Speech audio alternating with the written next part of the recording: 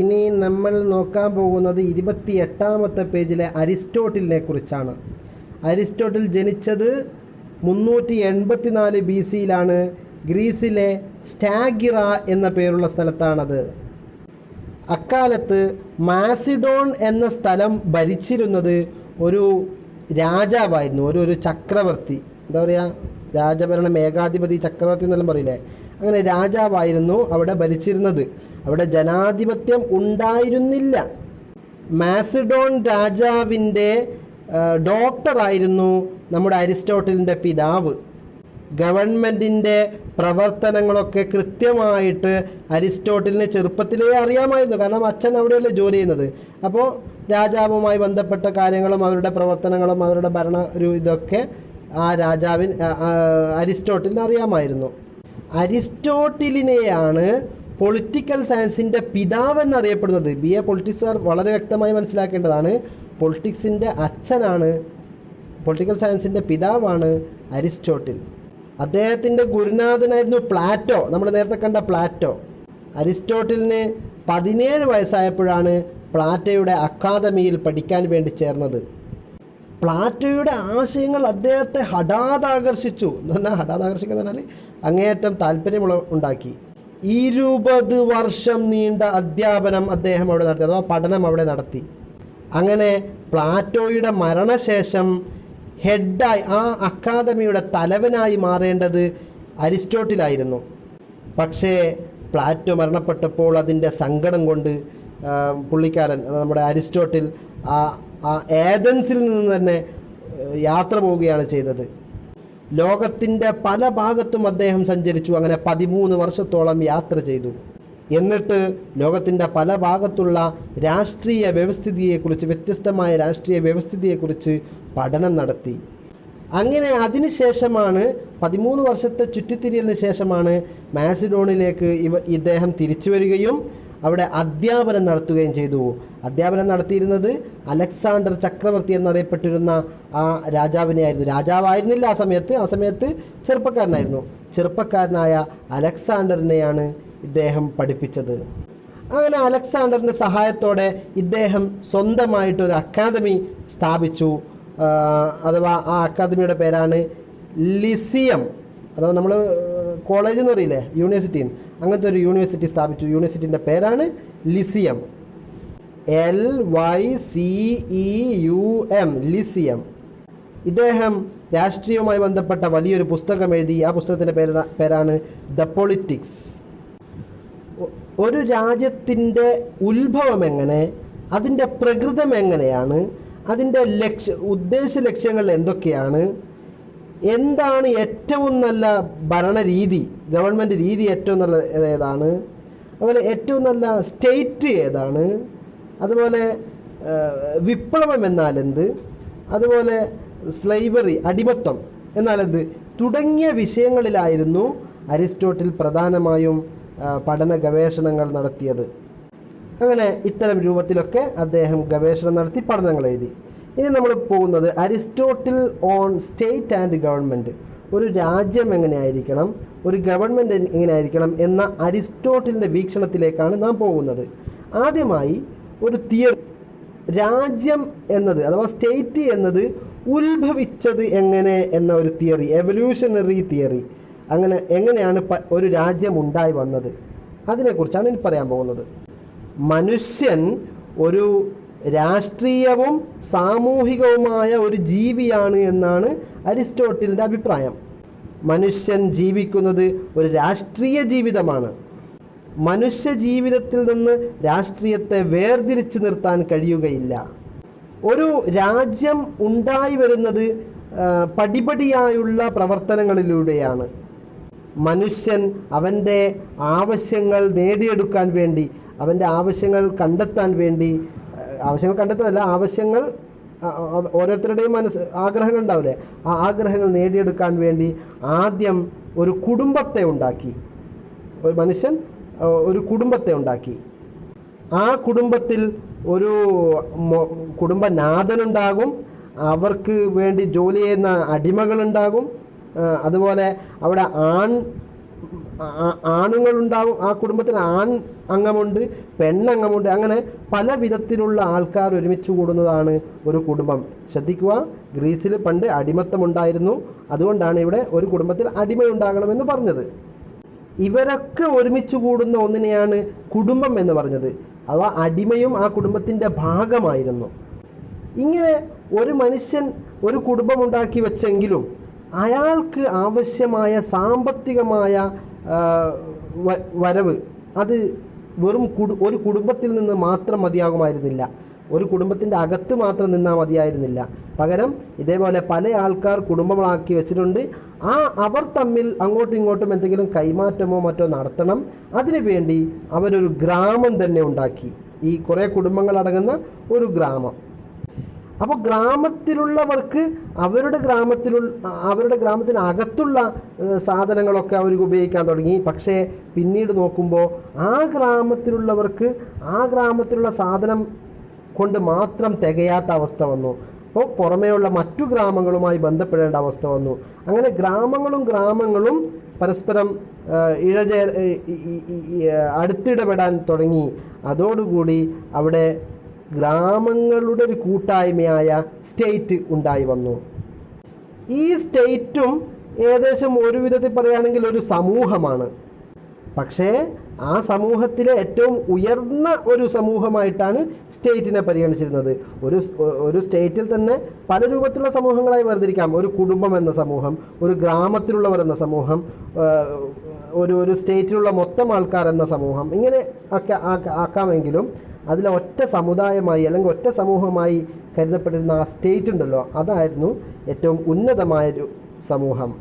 മറ്റു എല്ലാ സമൂഹത്തെക്കാളും മേലെയാണ് നമ്മൾ പറഞ്ഞ ഈ സ്റ്റേറ്റ്.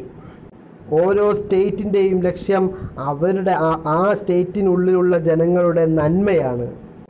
അഥവാ സമൂഹത്തിന് ഏറ്റവും ഉന്നതമായ നന്മ എത്തിച്ചു കൊടുക്കുക എന്നതാണ് ഇവരുടെ ലക്ഷ്യം.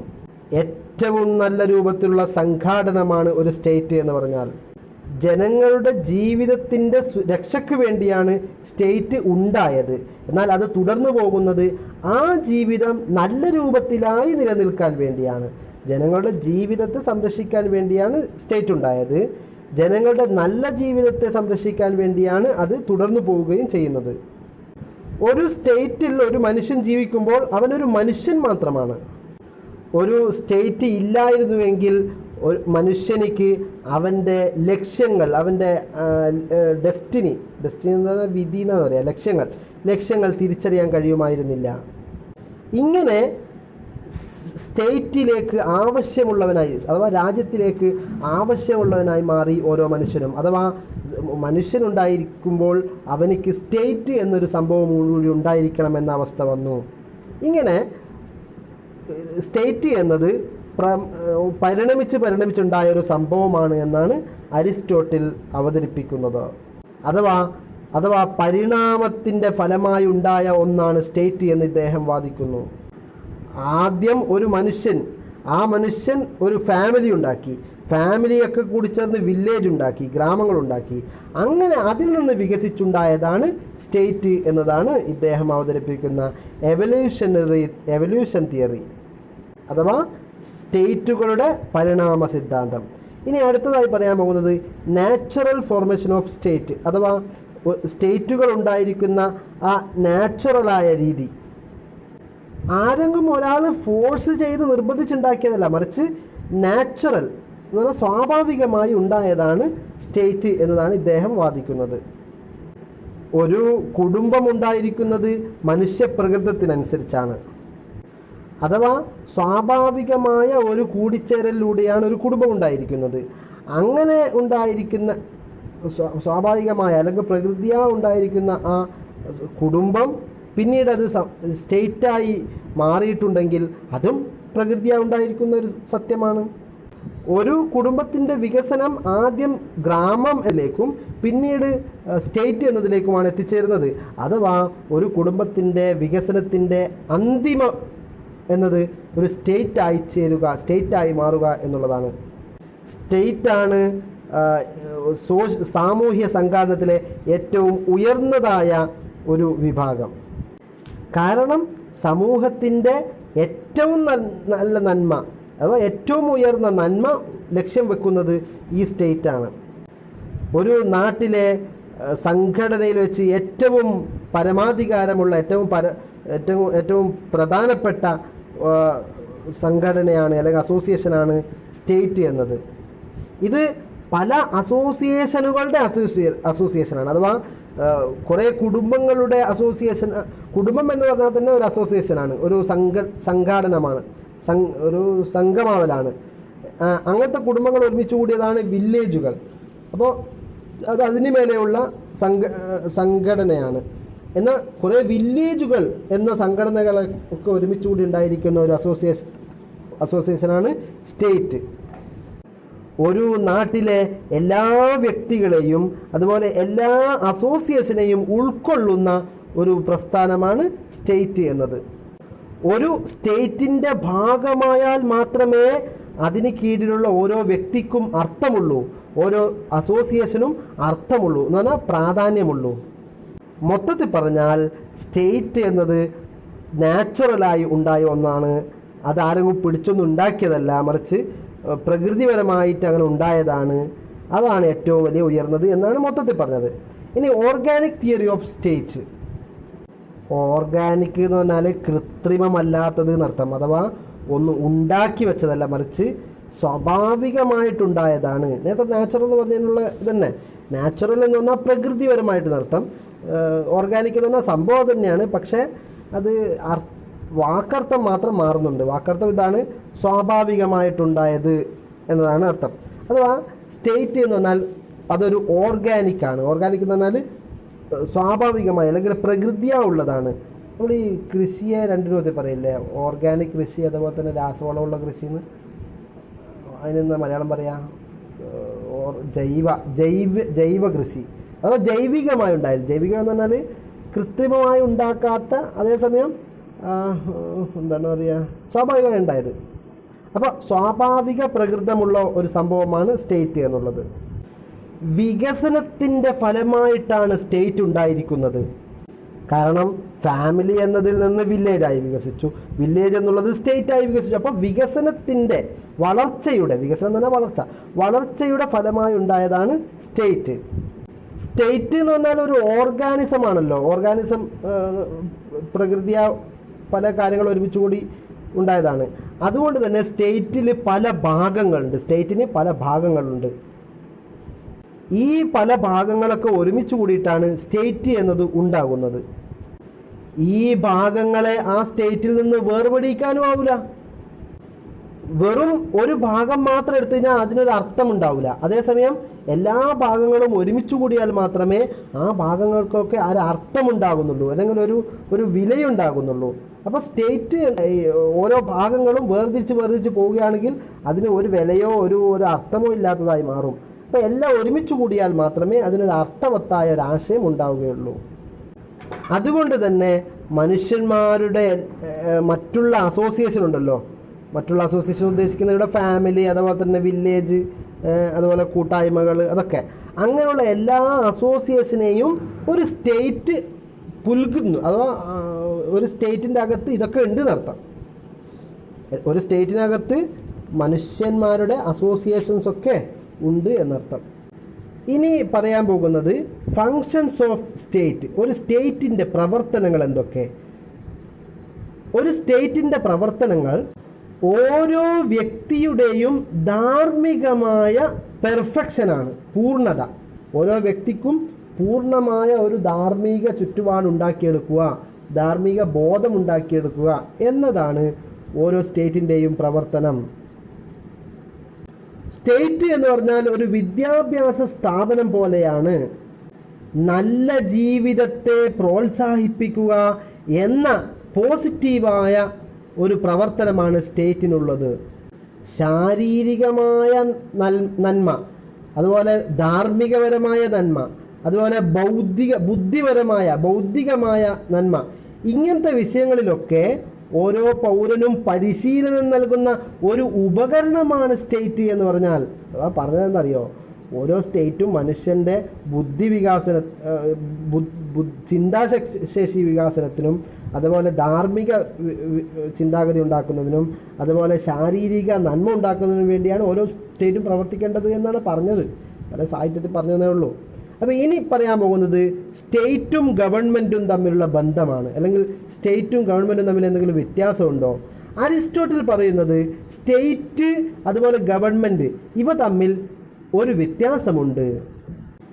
ഗവൺമെൻറ് എന്ന് പറഞ്ഞാൽ ഒരു സ്റ്റേറ്റിൻ്റെ ഒരു ഉപകരണം മാത്രമാണ് ഗവൺമെൻറ് എന്നത്. കാരണം സ്റ്റേറ്റിലെ ഓരോ ഗവൺമെൻറ്റിനെയും ഇടയ്ക്കിടയ്ക്ക് മാറ്റാം, ജനങ്ങൾക്ക് മാറ്റാം, അതിലെ ജനങ്ങളെയും മാറ്റാം. പക്ഷേ സ്റ്റേറ്റിനെ മാറ്റാൻ പറ്റില്ല. ഉദാഹരണം എൻ്റെ അഭിപ്രായത്തിലുള്ളൊരു ഉദാഹരണം പറയാം. ഇന്ത്യ എന്ന രാജ്യത്തെ മാറ്റാൻ പറ്റില്ല, പക്ഷേ ഇന്ത്യ എന്നതിലെ ഗവൺമെൻറ്റിനെ മാറ്റം വരുത്താൻ പറ്റും. അപ്പോൾ അതുകൊണ്ട് തന്നെ രണ്ടും വ്യത്യസ്തമാണ് എന്നാണ് പറയുന്നത്. അഥവാ സ്റ്റേറ്റിൻ്റെ ഒരു ഇൻസ്ട്രുമെൻ്റ് അല്ലെങ്കിൽ ഒരു ഉപകരണം മാത്രമാണ് ഗവൺമെൻറ്. രാജ്യത്തിൻ്റെ ഭരണഘടന മാറ്റിയാൽ മാത്രമേ ആ രാജ്യത്തെ മാറ്റാൻ പറ്റൂ. രാജ്യത്തിൻ്റെ പേര് തന്നെ മാറ്റണമെന്ന് പറഞ്ഞൊരു പുതിയൊരു ഭരണഘടന ഉണ്ടാക്കുന്നത്. ഇപ്പോൾ ഉദാഹരണത്തിന് പറയാം, ഇപ്പോൾ സോമാലിയ എന്ന് പറഞ്ഞൊരു രാജ്യമുണ്ട്. ആ രാജ്യം ഒരിക്കലും മാറൂല എന്നാണ്, പക്ഷേ മാറ്റാൻ പറ്റും. അവിടുത്തെ ഭരണഘടനയിൽ ഭരണഘടന പുതുക്കിയിട്ട് ചുങ്ക്ലാക്ലിയ എന്ന് അതിന് പേരിട്ട് കഴിഞ്ഞാൽ ആ സോമാലിയ എന്നത് മാറിയല്ലോ, ചുങ്ക്ലാക്ലിയ എന്നുള്ള പുതിയൊരു രാജ്യമായല്ലോ. അപ്പോൾ അതേ രൂപത്തിൽ ഭരണഘടന മാറ്റാൻ പറ്റും, പക്ഷേ സ്റ്റേറ്റിനെ ഭരണഘടന മാറ്റാതെ സ്റ്റേറ്റിനെ മാറ്റാൻ പറ്റില്ല. പക്ഷേ ഭരണഘടന മാറ്റുന്നത് അത്ര ഈസിയുമല്ല. വേറൊരു വ്യത്യാസമായി പറയുന്നത്, അഥവാ ഗവൺമെൻറ്റും സ്റ്റേറ്റും തമ്മിൽ വ്യത്യാസമുണ്ട്. അതിൽ വേറൊരു വ്യത്യാസമായിട്ട് പറയുന്നത്, ഗവൺമെൻറ് എന്ന് പറഞ്ഞാൽ ആ രാജ്യത്തുള്ള കുറച്ച് ആൾക്കാർ ചേർന്ന് ഒരുമിച്ച് കൂട്ടിയിരിക്കുന്ന ഭരണ സംവിധാനത്തിനാണ് ഗവൺമെൻറ് എന്ന് പറയുന്നത്. അതിൽ കുറച്ച് മെമ്പർമാർ, കുറച്ച് മന്ത്രിമാർ മാത്രമേ ഉണ്ടാവൂ. പക്ഷേ സ്റ്റേറ്റ് എന്ന് പറഞ്ഞാൽ ഒരു രാജ്യത്തിലുള്ള എല്ലാ വ്യക്തികളും ഒരുമിച്ച് കൂടിയതിനെയാണ് സ്റ്റേറ്റ് എന്ന് പറയുന്നത്. ഇനി പറയാൻ പോകുന്നത് 30-ാമത്തെ പേജിൽ അവസാനത്തെ paragraph, basis of formation of government. ഒരു ഗവൺമെൻറ് രൂപീകരണത്തിൻ്റെ അടിസ്ഥാനം എന്തൊക്കെയാണ്? അരിസ്റ്റോട്ടിൽ പറയുന്നത് ഒരു ഗവൺമെൻറ് പല അടിസ്ഥാനവുമായിട്ടും ഉണ്ടായി വരാം. ഒരു ഗവൺമെൻറ് പല അടിസ്ഥാനത്തിലും ഉണ്ടാവാം. ഒന്നുകിൽ ബർത്ത്, ജന്മത്തിൻ്റെ പേരിലാവാം, അല്ലെങ്കിൽ സമ്പത്തിൻ്റെ പേരിലാവാം, അല്ലെങ്കിൽ എണ്ണത്തിൻ്റെ പേരിലാവാം ഒരു സർക്കാർ ഉണ്ടാകുന്നത്, ഒരു ഗവൺമെൻറ് ഉണ്ടാകുന്നത്. ജന്മത്തിൻ്റെ അടിസ്ഥാനത്തിൽ ഒരു ഗവൺമെൻറ് ഉണ്ടാകുക എന്നുള്ളതിന് ഉദാഹരണമാണ് രാജഭരണം. അഥവാ ഒരു രാജാവ് ഉണ്ടാകുന്നത് തൻ്റെ അച്ഛൻ അല്ലെങ്കിൽ തൻ്റെ മാതാപിതാക്കൾ അയാളെ പ്രസവിച്ചതുകൊണ്ടാണ്. അങ്ങനെ അയാൾ പ്രസവിക്കലോടുകൂടി ആ രാജ്യത്തിൻ്റെ രാജകുമാരനായി. അച്ഛനും അമ്മയും അച്ഛൻ മരണപ്പെട്ടതോടുകൂടി ഇയാൾ രാജാവുമായി. അപ്പോൾ അതോടെ ഇയാളാണ് പിന്നെ ഗവൺമെൻറ് ഭരണാധികാരി. ആ ഭരണാധികാരിയാണ് ഭരണം നടത്തുന്നത്. അപ്പോൾ അദ്ദേഹത്തിന് രാജാധികാരം കിട്ടിയത് ജന്മത്തോടെയാണ്. ഒരു രാജാവിൻ്റെ പിൻഗാമിയായി വരുന്ന മകൻ, സക്സസർ എന്ന് പറഞ്ഞാൽ പിൻഗാമി, അയാൾ നല്ലയാളല്ല എങ്കിൽ, മോശമായ ആളാണ് എങ്കിൽ അത് ആ സ്റ്റേറ്റിന് നല്ലതല്ല. നല്ല മനുഷ്യനാണെങ്കിൽ നല്ലതായിരിക്കും. അതേസമയം ഒരു രാജാവിൻ്റെ മകൻ നല്ലവനല്ല എങ്കിൽ ആ രാജ്യത്തിന് അയാളെ രാജാവായി കിട്ടുന്ന എന്നുള്ളത് വളരെ മോശവുമാണ്. ഇനി സമ്പത്തിൻ്റെ അടിസ്ഥാനത്തിലാണ് ഗവൺമെൻറ് രൂപീകരിക്കുന്നതെങ്കിലോ, സമ്പത്തിൻ്റെ അടിസ്ഥാനത്തിൽ എന്ന് പറഞ്ഞാൽ ഒരു രാജ്യത്ത് ഏറ്റവും വലിയ സമ്പന്നന് അധികാരം കിട്ടുന്നത്.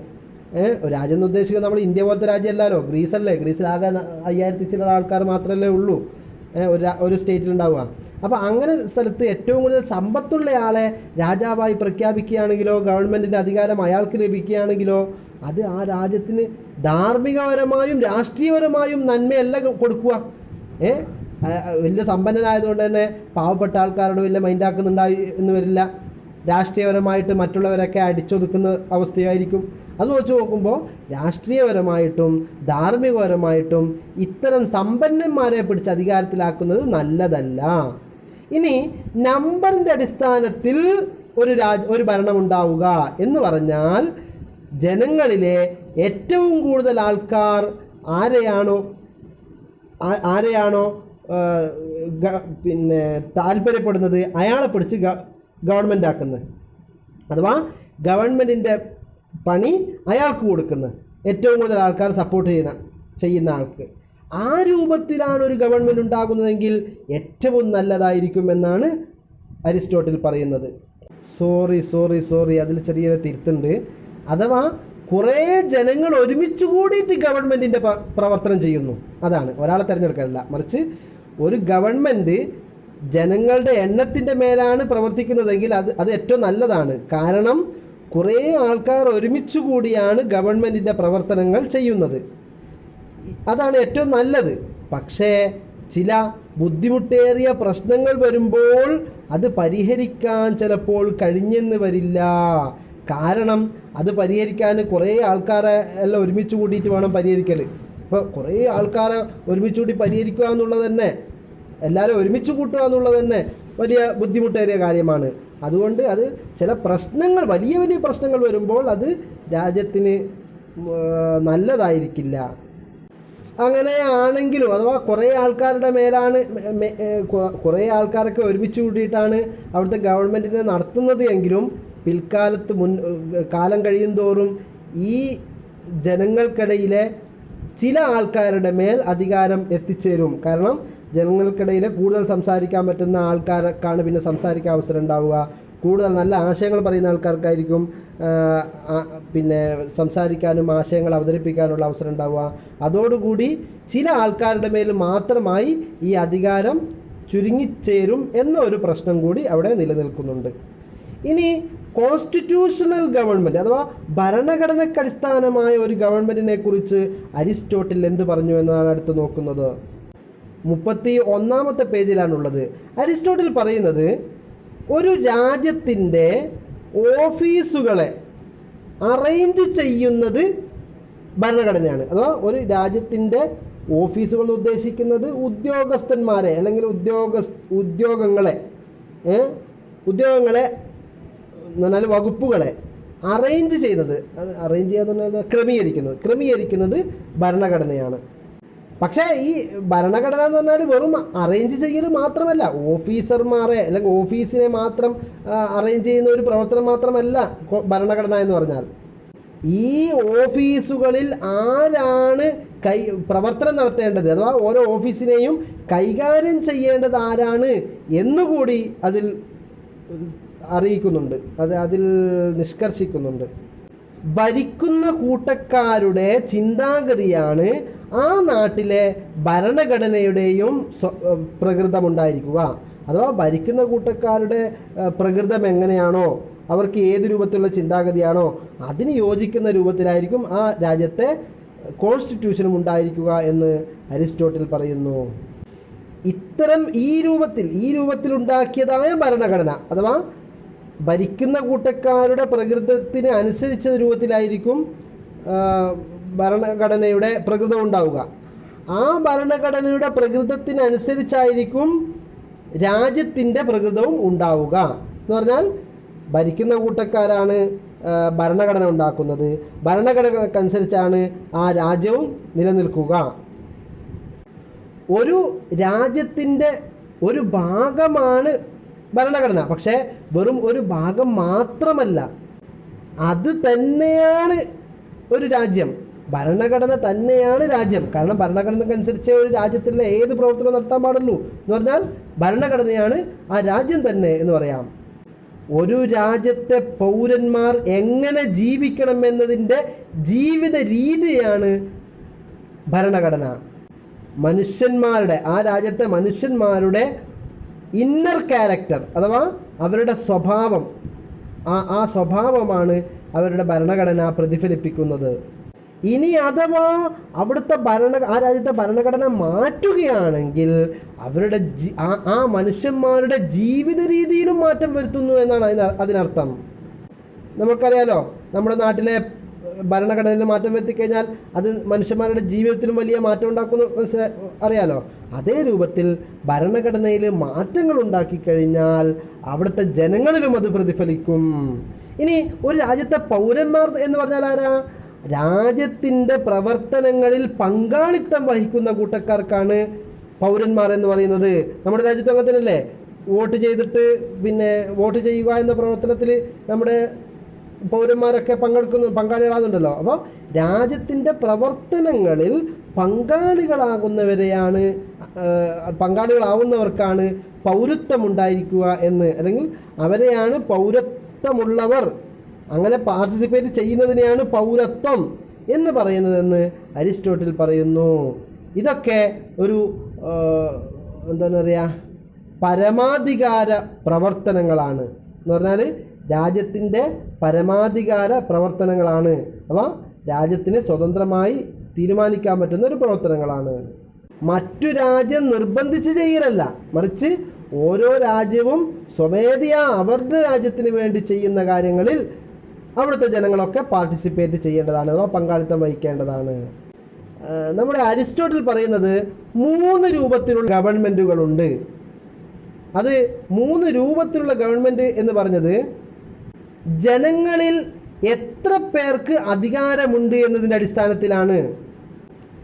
ചിലപ്പോൾ ഏതെങ്കിലും ഒരാളുടെ കയ്യിലായിരിക്കും ആ രാജ്യത്തിൻ്റെ മൊത്തം അധികാരം, ചിലപ്പോൾ കുറച്ച് പേരുടെ കയ്യിലായിരിക്കും, ചിലപ്പോൾ ഒരു നാട്ടിലുള്ള മിക്ക ആൾക്കാരുടെ കയ്യിലുമായിരിക്കും അധികാരം.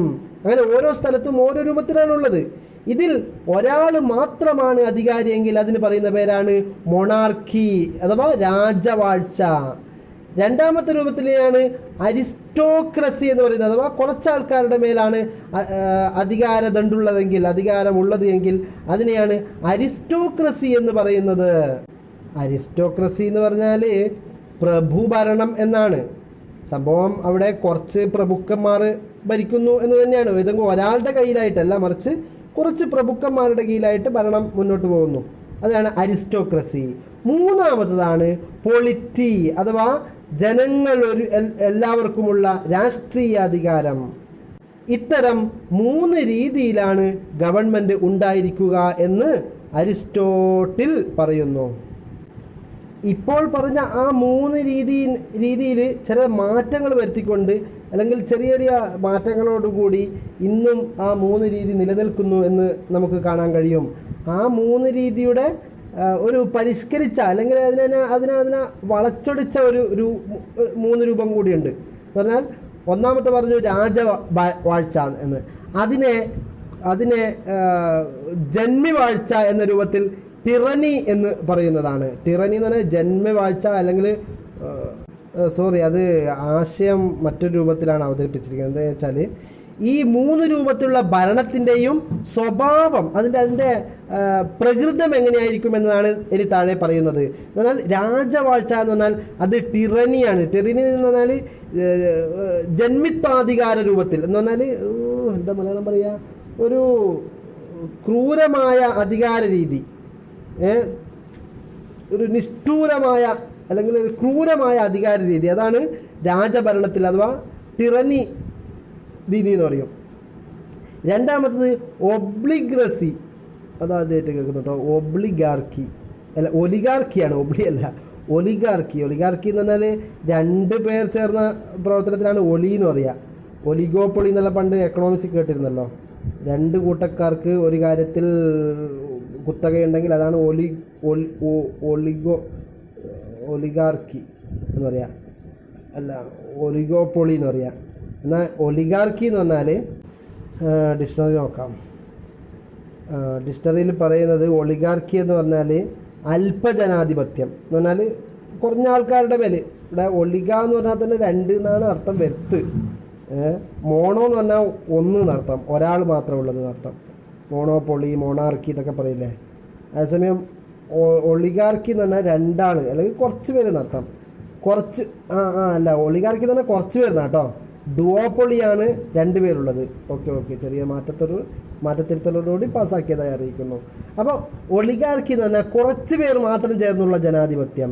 മൂന്നാമതാണ് ഡെമോക്രസി, ജനക്കൂട്ടത്തിൻ്റെ അധികാരം അഥവാ ജനാധിപത്യം. ഇങ്ങനെ 3 രീതിയിലാണ് ഈ നേരത്തെ പറഞ്ഞ 3 ഗവൺമെൻറ്റുകൾ ഭരണം നടത്തുക എന്ന് പറയുന്നു.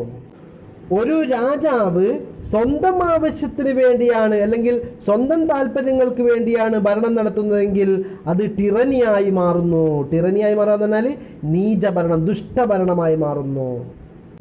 കുറഞ്ഞ ആൾക്കാർക്ക് വേണ്ടിയാണ് ഭരണം നടത്തുന്നത് എങ്കിൽ അരിസ്റ്റോക്രസി ഒളിഗാർക്കിയായി മാറുന്നു. അഥവാ കുറഞ്ഞ ആൾക്കാർ ഭരണം നടത്തുന്നതിനാണ് അരിസ്റ്റോക്രസി എന്ന് പറയുക.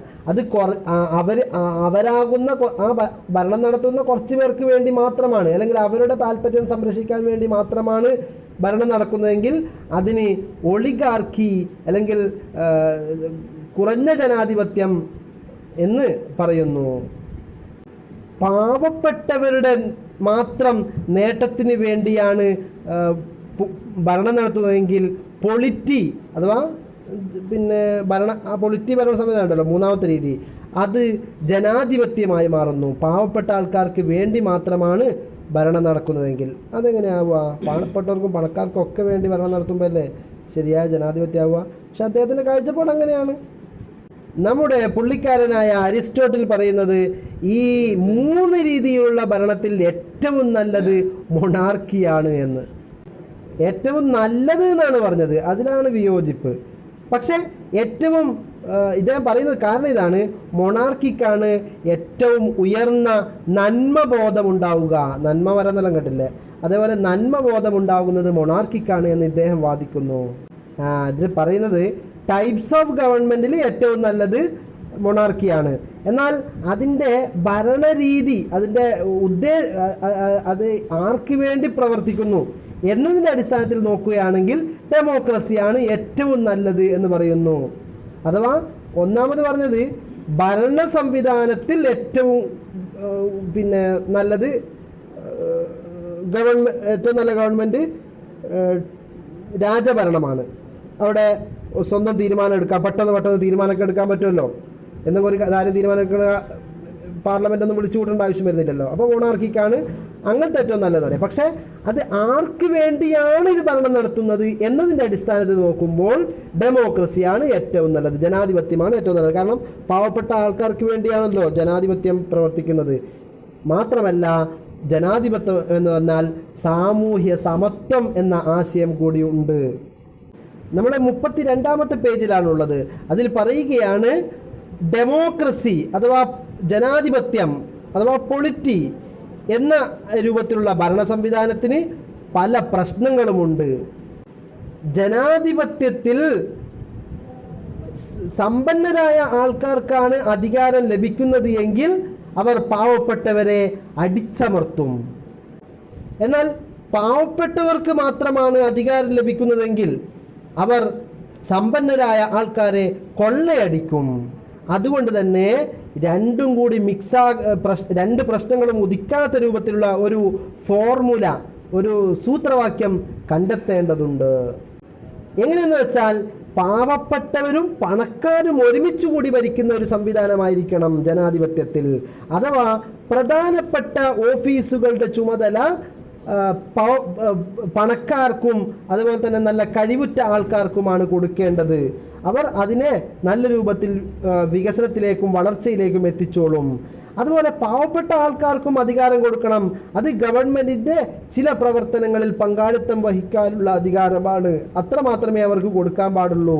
അങ്ങനെ ആകുമ്പോൾ അടിച്ചമർത്തൽ നടക്കൂലല്ലോ. പാവപ്പെട്ട ആൾക്കാരെ അടിച്ചമർത്താൻ പണക്കാരായ ആൾക്കാർക്ക് കഴിയില്ല. കാരണം ഗവൺമെൻറ്റിൻ്റെ പ്രവർത്തനങ്ങളിൽ വലിയ പ്രാധാന്യത്തോടെ പങ്കുവഹിക്കാൻ പാവപ്പെട്ടവർക്ക് കഴിയുന്നുണ്ട്. ഇനി പാവപ്പെട്ടവരെ ആയാലും പണക്കാരെ ആയാലും തിരഞ്ഞെടുക്കേണ്ടത് എലക്ഷനിലൂടെയാണ്. അത് എലക്ഷൻ എന്ന് പറഞ്ഞാൽ തെരഞ്ഞെടുപ്പ് വോട്ട് ചെയ്ത് തിരഞ്ഞെടുപ്പിലൂടെയാണ്, അല്ലെങ്കിൽ കമ്മീഷൻസിലൂടെയാണ്. എന്താണ് കമ്മീഷൻസ് എന്നാണ് പറയാൻ കാരണം? സെലക്ഷൻസ് എന്ന് പറഞ്ഞാൽ തിരഞ്ഞെടുക്കുന്ന ആൾക്കാർക്ക് ഇഷ്ടപ്പെടുന്ന ആൾക്കാരെ തിരഞ്ഞെടുക്കുക. കമ്മീഷൻസ് എന്ന് പറഞ്ഞാൽ എനിക്ക് മനസ്സിലായിട്ടില്ല. ഏതായാലും തിരഞ്ഞെടുക്കേണ്ടതാണ്, അല്ലാതെ സ്വമേധയാ ഞാനാണ് അധികാരി, ഞാനാണ് ഭരണകൂടം എന്ന് പ്രഖ്യാപിക്കേണ്ടതല്ല എന്നുകൂടി പറഞ്ഞിരിക്കുകയാണ്. അപ്പോൾ നമ്മൾ ഏകദേശം കുറച്ചധികം ആയി. ഇനി അടുത്ത ക്ലിപ്പായി പറയാം. Aristotle on best possible state, ഏറ്റവും നല്ല രാജ്യം ഏതാണ്, പോസിബിളായ അഥവാ ഫലപ്രദമായി നടപ്പിലാക്കാൻ പറ്റിയ ഏറ്റവും നല്ല സ്റ്റേറ്റ് ഏതാണ് എന്നതിനെക്കുറിച്ച് അടുത്ത ക്ലിപ്പിൽ നോക്കാം.